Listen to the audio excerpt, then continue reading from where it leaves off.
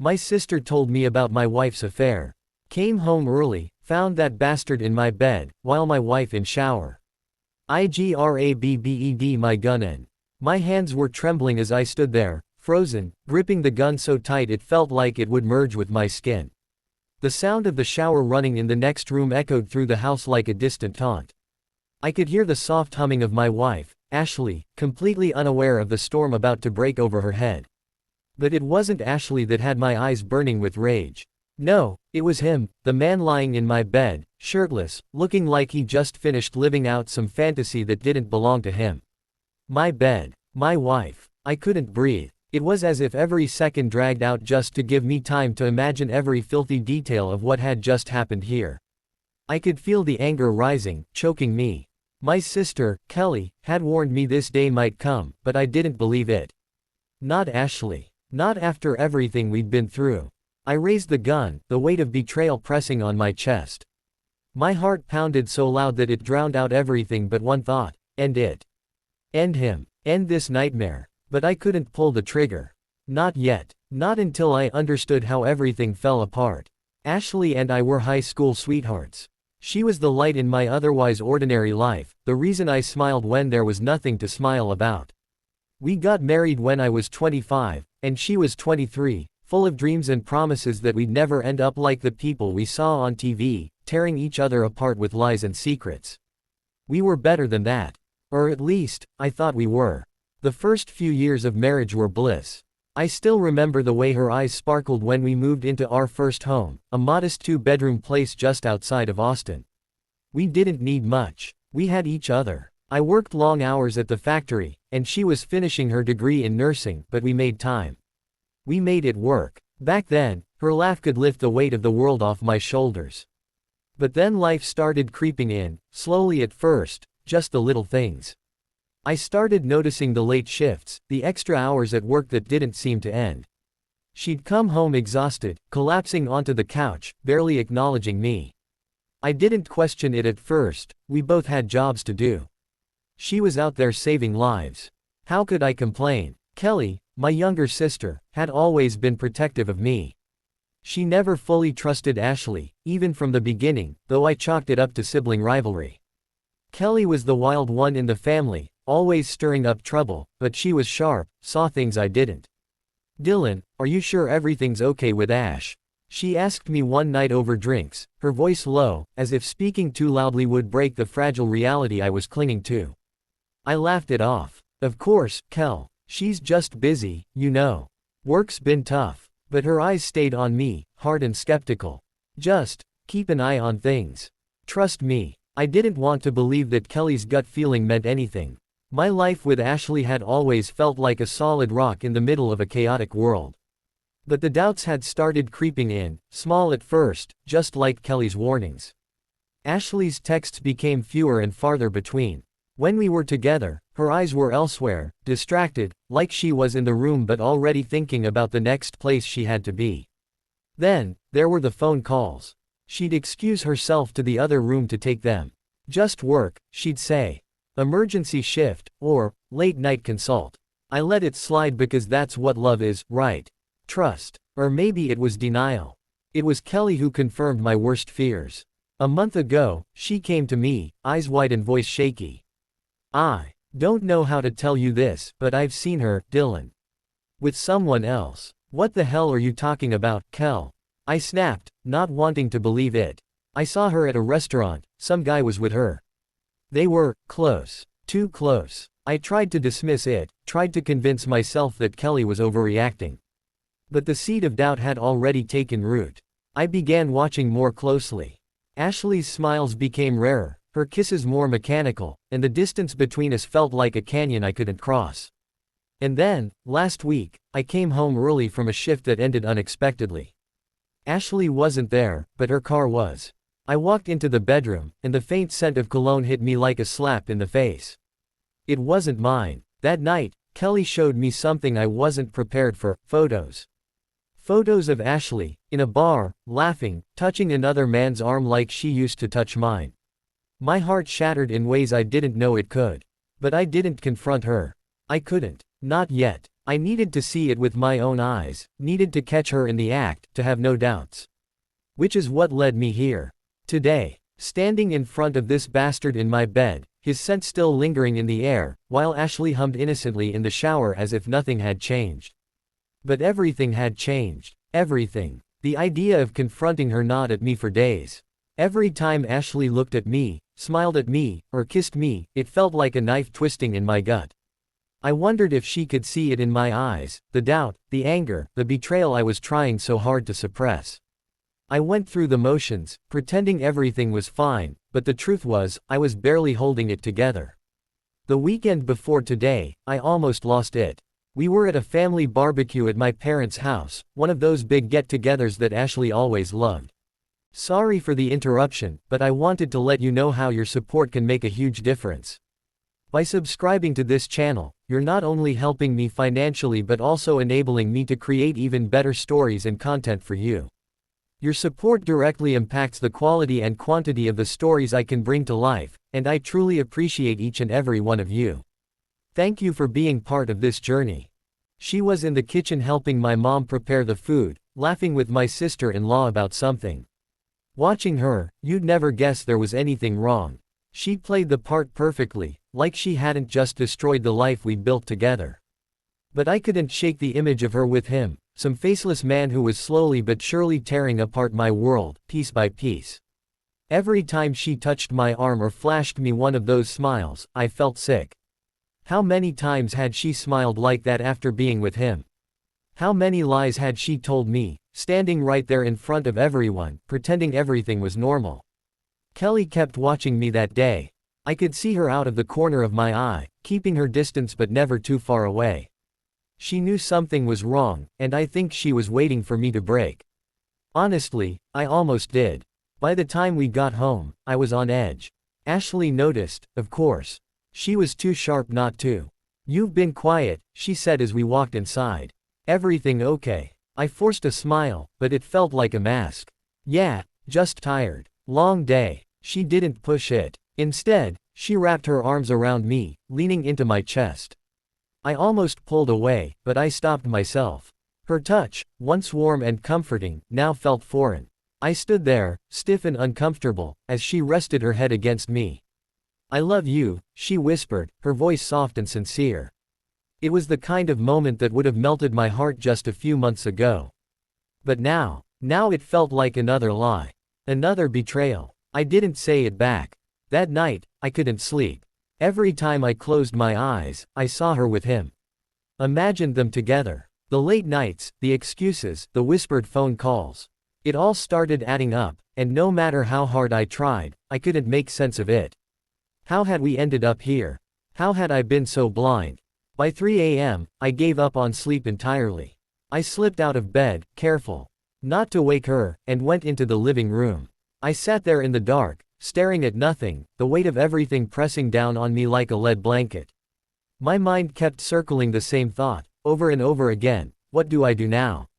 The anger that had been simmering beneath the surface for so long finally started to boil. I wanted answers. I wanted to know why she had done this to me, to us. What had I done wrong? How had I failed her? Because that's what it felt like I had failed. Like I wasn't good enough. And maybe, just maybe, if I could figure that out, I could fix it. But deep down, I knew better. I knew it wasn't something I could fix. The problem wasn't me. It was her. It was whatever she had decided was more important than us, more important than the vows we made to each other all those years ago. By the time the sun started creeping over the horizon, I had made up my mind. I couldn't keep pretending like everything was fine. I couldn't keep living in this lie. If she wasn't going to be honest with me, I was going to force the truth out of her. That morning, Ashley was already up by the time I came back to the bedroom. She was standing in front of the mirror, putting on her makeup, getting ready for another day at work. I watched her for a moment, feeling a surge of bitterness. How could she stand there, so calm, so normal, knowing what she had done? "Morning," she said, catching my reflection in the mirror. "Morning," I replied, my voice flat. She turned to face me, concern flickering in her eyes. "You look like you didn't sleep at all." "I didn't," I said, not even bothering to hide the truth. She frowned. Something on your mind? For a moment, I thought about telling her everything right then and there. I thought about confronting her with the photos, with Kelly's warnings, with all the doubts and suspicions I had been carrying for weeks. But I stopped myself. Not yet. I needed more. I needed to see it with my own eyes. So I shook my head. Just work stuff. She smiled, that same smile that used to make me feel like the luckiest man in the world. Now, it just made me sick. Well, try to relax today. You're too stressed. With that, she kissed me on the cheek and walked out the door, leaving me alone with my thoughts. I spent the next few days watching her more closely than ever before. I became obsessed with finding proof, with catching her in the act. I tracked her phone, checked her messages, even followed her to work a couple of times, but nothing concrete turned up. It was like she knew how to cover her tracks, how to keep her secrets hidden just out of reach.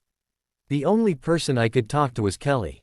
She was the one who had started this whole thing, and now she was the only one who knew what I was going through. I called her every night, venting my frustrations, trying to make sense of everything. You need to confront her, Dylan, she told me for the 100th time. You can't keep living like this. I know, I muttered. But I need to be sure. I need to catch her. And what if you do? What are you going to do then? I didn't have an answer for that. All I knew was that I needed to see it for myself. I needed the proof, the undeniable truth, because once I had that, I wouldn't be able to turn back. The following Friday, I got my chance. I had taken the day off work, under the guise of needing a mental health day, but really, I just needed space to think. Ashley had already left for work, so I spent the morning pacing the house, going over everything in my head.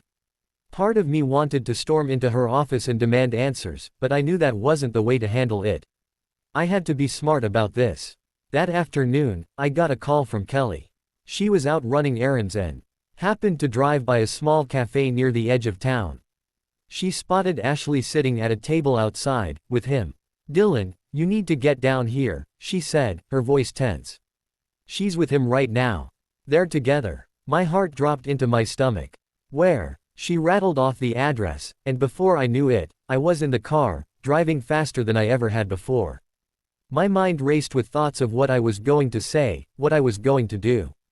I knew this was it, the moment of truth.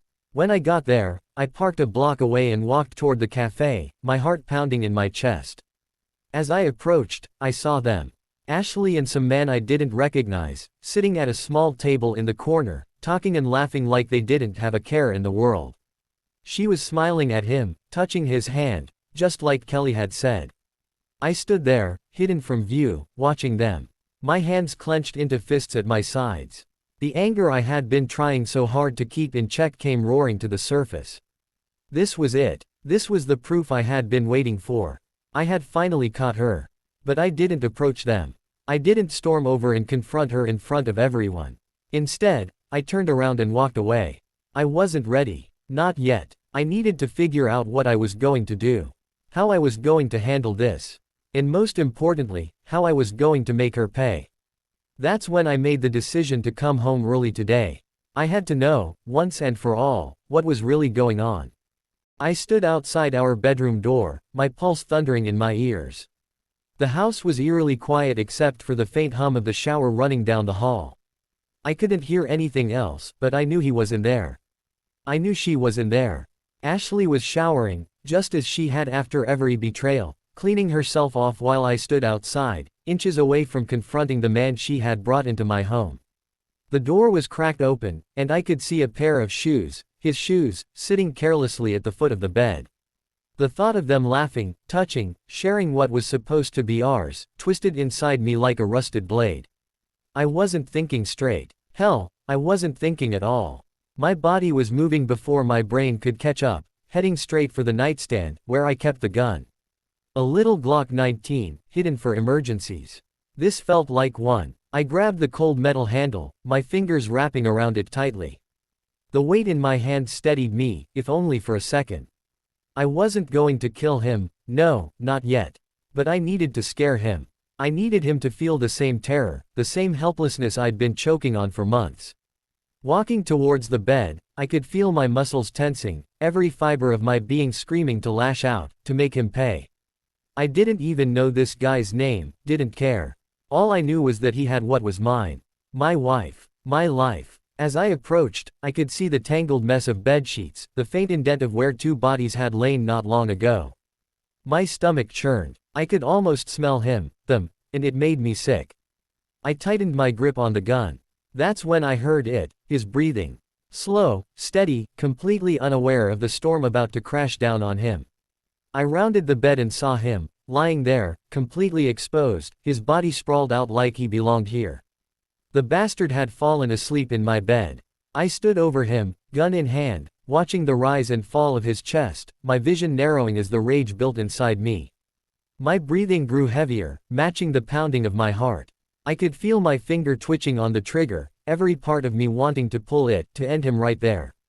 But I didn't. Instead, I lowered the gun, letting the weight of it drop to my side. Killing him wouldn't fix this. It wouldn't fix her betrayal, or undo everything that had happened. No, what I needed wasn't his blood, it was her confession. The water from the shower stopped, and I could hear the faint rustle of a towel as Ashley stepped out. My stomach twisted in knots. She had no idea I was here.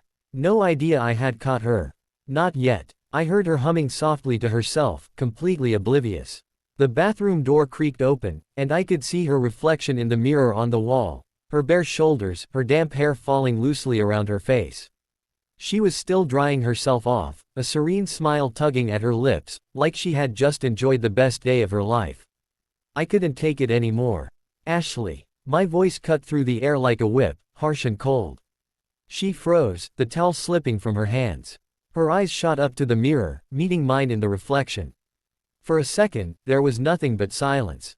Then, slowly, she turned around, her face paling as she took in the sight of me standing there, gun in hand. "Dylan," she breathed, her voice shaking. "What are you?" Her words trailed off as her eyes darted to the bed, where the bastard was still lying, still completely unaware of the storm that had just rolled into his world. She opened her mouth to say something, maybe to explain, maybe to lie again, but I didn't give her the chance. "I know," I said, my voice steady now, the rage simmering just beneath the surface. "I know about him. About all of it." Her face crumpled. She didn't even try to deny it. Instead, she just stared at me, her eyes wide with fear, like she had been caught stealing something precious. "Dylan, how long?" I demanded, cutting her off, my voice rougher than I intended. "How long has this been going on, Ashley?" She blinked, her lips quivering as she tried to find the words, but nothing came. I took a step closer, the gun still hanging at my side, but the threat of it was clear enough. "How long?" "A few months," she finally whispered, her voice so small I almost didn't hear it. "Just a few months." "A few months," I echoed, my mind reeling. All this time, I felt like a fool. Like I had been blind and stupid for months, going about my days while this betrayal festered right under my nose. I took another step toward her, my hand tightening around the gun. "You think I'm just going to let this slide, huh? You think I'm just going to walk out of here and pretend like you didn't tear our life apart?" Tears welled up in her eyes, her lower lip trembling.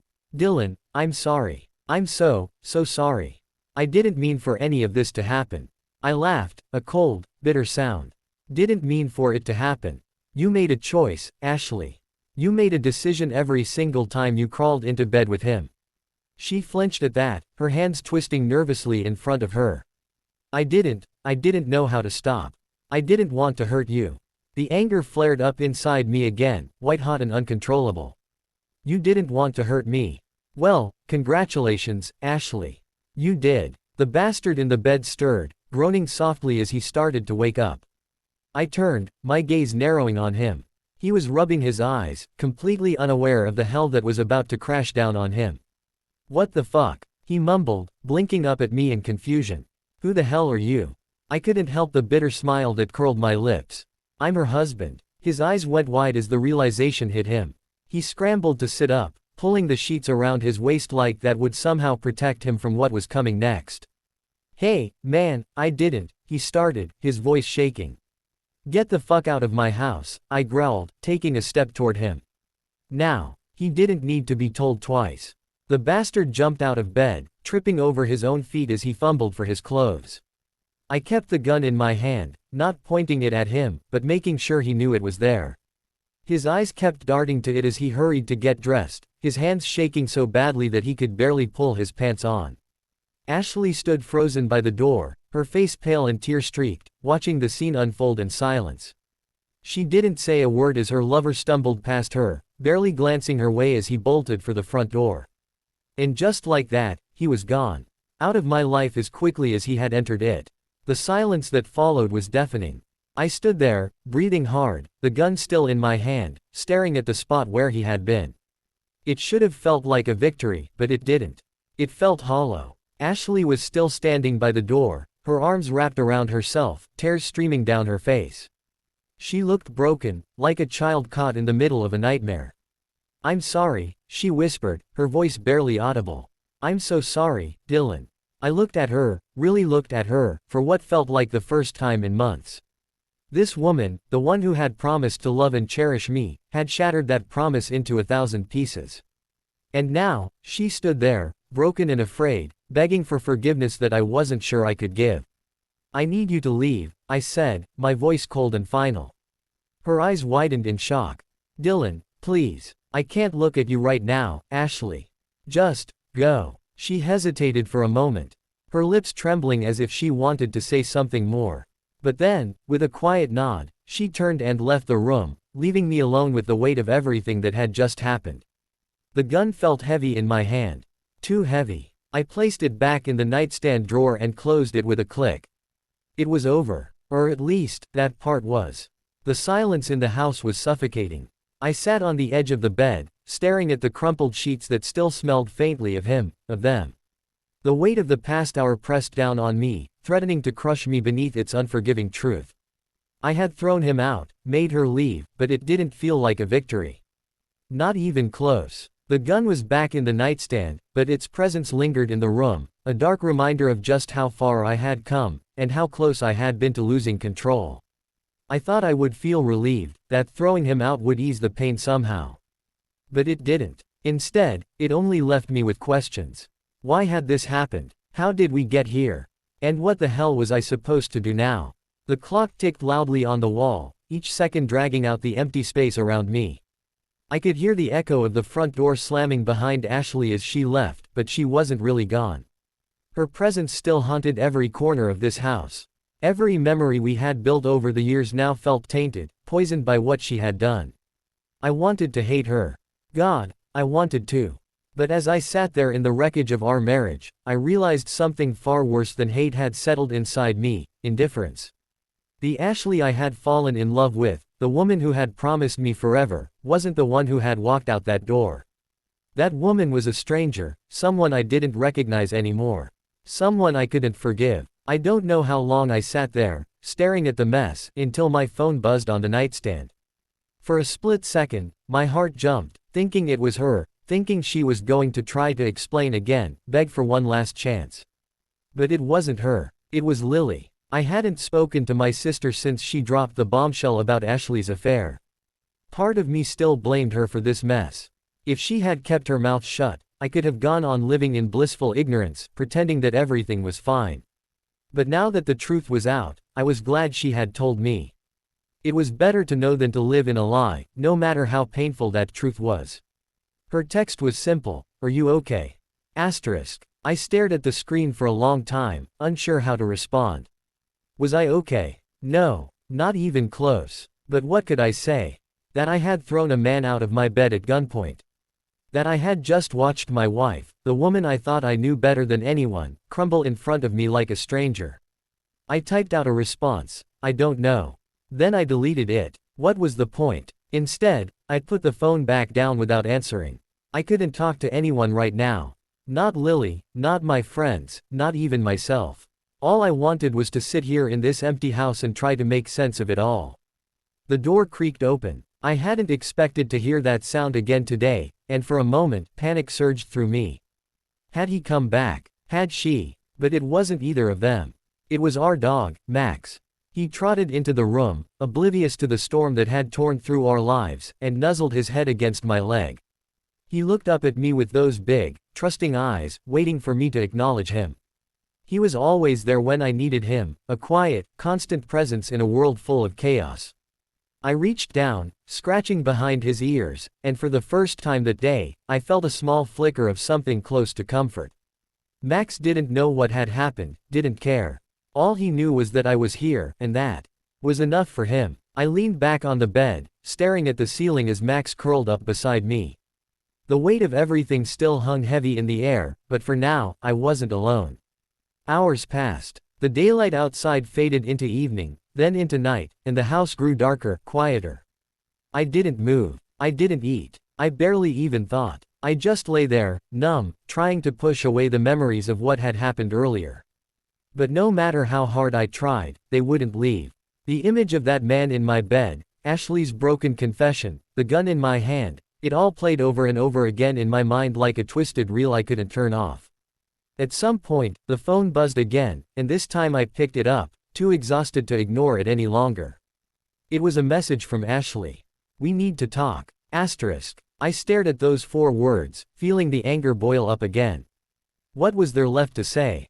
She had cheated. She had lied. And now she wanted to talk. I tossed the phone aside, not bothering to reply. There was nothing left to say. I couldn't forgive her, and even if I could, I wasn't sure I wanted to. What would be the point? The trust was gone, the love was fractured, and no amount of talking was going to fix that. Another text buzzed in. This time, I didn't even look at it. I sat up, running my hands through my hair. My body ached from sitting so still, but my mind was racing. I thought about what came next: divorce, selling the house, the slow unraveling of everything we had built together. It felt surreal, like I was living someone else's life. This wasn't supposed to happen to me. We weren't supposed to end like this. But we had. I stood up, walking to the window, looking out at the darkened street. Somewhere out there, Ashley was probably sitting in her car, wondering what I was going to do. Maybe she was with him again. Maybe she was crying. Maybe she didn't care at all. The thought made me sick. I turned away from the window and walked out of the bedroom, leaving the mess behind me. Max followed at my heels, his soft footsteps the only sound in the house. I headed downstairs, out to the porch, and sat on the steps, letting the cool night air wash over me. The world outside was quiet, peaceful, a stark contrast to the storm that had just ripped through my life. But out here, under the stars, with the hum of crickets and the occasional distant car, I felt a strange sense of calm. It wasn't over, not yet. But something had shifted. I could feel it. I wasn't the same man I had been this morning. Something inside me had broken, but maybe, just maybe, something new had begun to take its place. The road ahead was still uncertain, still painful, but for the first time in a long time, I felt like I could walk it alone, if I had to. And I would be okay. I wasn't sure what tomorrow would bring, whether Ashley would beg for forgiveness, or if I would have the strength to walk away. But one thing was clear: I had survived today. That was enough for now. Tomorrow would come soon enough. Sorry for the interruption, but I wanted to let you know how your support can make a huge difference. By subscribing to this channel, you're not only helping me financially but also enabling me to create even better stories and content for you. Your support directly impacts the quality and quantity of the stories I can bring to life, and I truly appreciate each and every one of you. Thank you for being part of this journey.